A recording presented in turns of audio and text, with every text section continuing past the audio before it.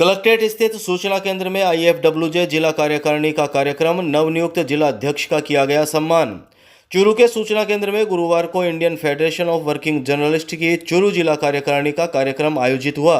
कार्यक्रम में नवनियुक्त जिला अध्यक्ष अमित तिवारी और कार्यकारिणी का सम्मान किया गया। कार्यक्रम की अध्यक्षता करते हुए एडीपीआर कुमार अजय ने कहा कि राज्य सरकार पत्रकार हितों की सुरक्षा के लिए प्रतिबद्ध है तथा इसी दृष्टिकोण से बजट में राजस्थान जर्नलिस्ट हेल्थ स्कीम लागू करने के साथ साथ अधिस्वीकरण के लिए अनुभव तथा उम्र में शिथिलता की गई है। संगठन के पूर्व जिला अध्यक्ष वरिष्ठ पत्रकार नरेंद्र शर्मा ने नवनियुक्त कार्यकारिणी को बधाई और शुभकामना देते हुए अपेक्षा जताई कि पत्रकार हितों की दिशा में यह कार्यकाल अधिक बेहतर साबित होगा। नवनियुक्त जिला अध्यक्ष अमित तिवारी ने पत्रकार हितों की सुरक्षा के लिए अपनी प्रतिबद्धता दोहराते हुए कहा कि उनकी यह कोशिश रहेगी कि सभी पत्रकार साथियों को साथ लेकर चलें और एक सामूहिक नेतृत्व के आधार पर बेहतर कार्य हो। नवनियुक्त उपाध्यक्ष मनोज शर्मा ने कहा कि कोई भी संगठन तभी जीवंत होता है जब संगठन से जुड़े सभी लोग सकारात्मक भाव से एक साथ एक सूत्र में रहकर काम करें। उन्होंने कहा कि हम सब मिलकर काम करेंगे तो सभी चुनौतियों से निपटेंगे। सहायक जनसंपर्क अधिकारी मनीष कुमार ने पत्रकारिता और जनसंपर्क के विभिन्न आयामों पर चर्चा की और कहा कि हम सभी एक दूसरे के लिए पूरक की भूमिका में रहेंगे तो बेहतर होगा। उन्होंने कहा कि किसी भी योजना को अंतिम छोर के व्यक्ति तक पहुंचाने में पत्रकारों की अहम भूमिका है। वरिष्ठ पत्रकार राजेंद्र शेखावत ने विभिन्न समस्याओं और जरूरतों पर प्रकाश डाला। इस दौरान विधिक सलाहकार सुनील मेघवाल झारिया ने भी अपने विचार व्यक्त किए। गांव झारिया में संभागीय आयुक्त की रात्रि चौपाल, ग्रामीणों की समस्याएं सुनकर अधिकारियों को दिए निर्देश।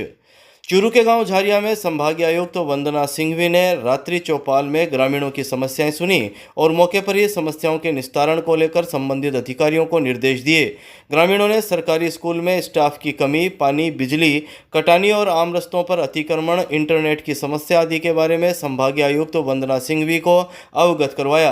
रात्रि चौपाल में जिला कलेक्टर पुष्पा सत्यानी, अतिरिक्त संभागीय आयुक्त पुरुषोत्तम शर्मा, सीईओ मोहनलाल, सरपंच अंजुमन बानो, एसडीएम विजेंद्र सिंह सहित जिला स्तरीय, उपखंड स्तरीय अधिकारी तथा ग्रामीण मौजूद रहे।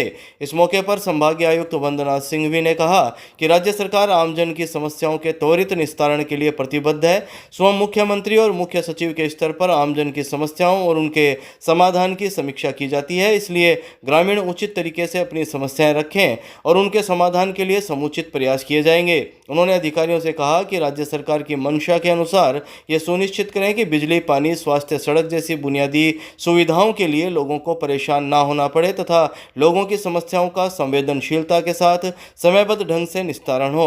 उन्होंने ग्रामीणों से कहा कि बताई गई समस्याओं का लगातार फॉलोअप कर निस्तारण किया जाएगा। देखिए, आज ये चूरू पंचायत समिति के जारिया ग्राम पंचायत में हमने स्कूल के परिसर में जन सुनवाई करी है, जिसमें सभी जिला स्तरीय अधिकारी थे और लगभग 48 आवेदन यहाँ पर प्राप्त हुए, जिसमें मुख्यतः कुछ पानी की समस्याओं से संबंधित थे, कुछ रोड की समस्याओं से संबंधित थे, स्कूल में टीचर्स नहीं होने से पढ़ाई जो व्यवधान हो रहा है उसके संदर्भ में थे। तो सभी एप्लीकेशनों को गुणावगुण के आधार पर देखा गया और उसमें तत्काल उसमें टाइमलाइन दी गई है कि कौन सा काम कल होना चाहिए, कौन सा 2 दिन में होना चाहिए, कौन सा 7-8 दिन में होना चाहिए और किसमें प्रस्ताव बनाए जाने हैं। पूरी दिशा निर्देश उस आवेदन पे दिए गए हैं और मुझे उम्मीद है कि सभी जो अधिकारी यहाँ पर उपस्थित थे वो पूरी संवेदनशीलता के साथ इन समस्याओं का निस्तारण सुनिश्चित करेंगे। Thank you.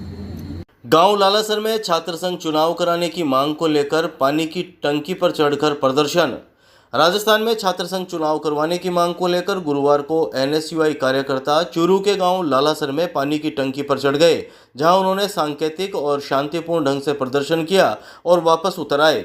Lohia college NSUI के पूर्व सचिव पुलकित चौधरी ने बताया कि भाजपा ने चुनावी घोषणा पत्र में कहा था कि प्रदेश की कॉलेज में चुनाव करवाए जाएंगे, लेकिन सरकार आने के बाद भाजपा की ओर से इस पर कोई कार्रवाई नहीं की गई।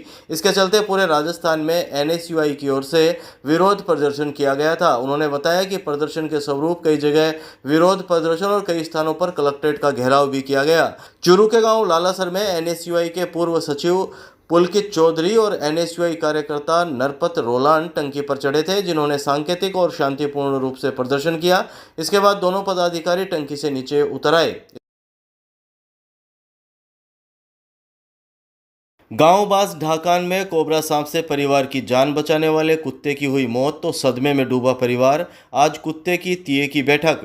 चूरू के गांव बास ढाकान में रहने वाले एक परिवार की कोबरा से जान बचाने वाले जर्मन शेफर्ड नस्ल के कुत्ते मीकू की मौत का मातम पूरा परिवार मना रहा है। इस कुत्ते की मौत हो जाने पर उसके मालिक ने समाचार पत्र में शोक संदेश भी छपवाया। इसके अलावा सदमे में डूबे इस परिवार ने आज गुरुवार को अपने घर में तिये की बैठक भी रखी। चूरू तहसील के गांव बास ढाकान के अरविंद ढाका ने अपना दुख बयान करते हुए बताया कि मीकू उसके परिवार और जीवन का हिस्सा बन गया था, जिसकी मंगलवार दोपहर करीब 12:30 बजे CHF कंजेक्टिव हार्ट फेलियर नाम की बीमारी से मौत हो गई। ढाका ने बताया कि मीकू की मौत पर उसे ऐसा महसूस हुआ जैसे उसका कोई अपना उससे दूर हो गया हो। परिवार में मातम छा गया है। नम आंखों के साथ परिवार के लोगों के साथ मीकू को अपने ही खेत में सुपुर्द खाक किया गया। अरविंद ढाका ने बताया कि साल 2014 में जब मीकू 1 माह का था, उसको हिसार से खरीद कर लाया था। धीरे धीरे वह परिवार का एक हिस्सा बन गया। करीब 1.5 साल पहले वह बीमार हो गया था, जिसको हिसार में हिसार वेटरनरी कॉलेज में दिखाया गया था, जहां पशु चिकित्सक ने बताया कि मीकू के कंजेक्टिव हार्ट फेलियर नाम की बीमारी हो गई है, जिससे करीब 100 मीटर चलने के बाद ही उसकी सांस फूलने लग जाती थी, जहां उसकी काफ़ी जांचें करवाकर दवाई दिलाई गई। उन्होंने बताया कि जब मीकू को पहली बार हिसार लेकर गए थे तब करीब 40,000 रुपये खर्च हुए थे। इसके बाद जब भी हिसार ले जाते पर्सनल गाड़ी और 2 प्रकार की टैबलेट के ही रुपए लगते थे। अरविंद ने बताया कि उसकी बीमारी के इलाज के लिए करीब 1.5 लाख रुपए खर्च हुए, लेकिन उसे बचाया नहीं जा सका। अरविंद ढाका ने बताया कि साल 2018 में मीकू ने परिवार की जान कोबरा सांप से बचाई थी। जब एक रात परिवार के लोग कमरे में सोए हुए थे, तभी काले रंग का कोबरा सांप घर में आ गया था, जो उनके कमरे में घुस रहा था। तभी मीकू बेड के पास आकर जोर जोर से भौंकने लगा, जिससे सभी जाग गए। अरविंद ढाका खुद चूरू के नया बास में मेडिकल स्टोर चलाते हैं।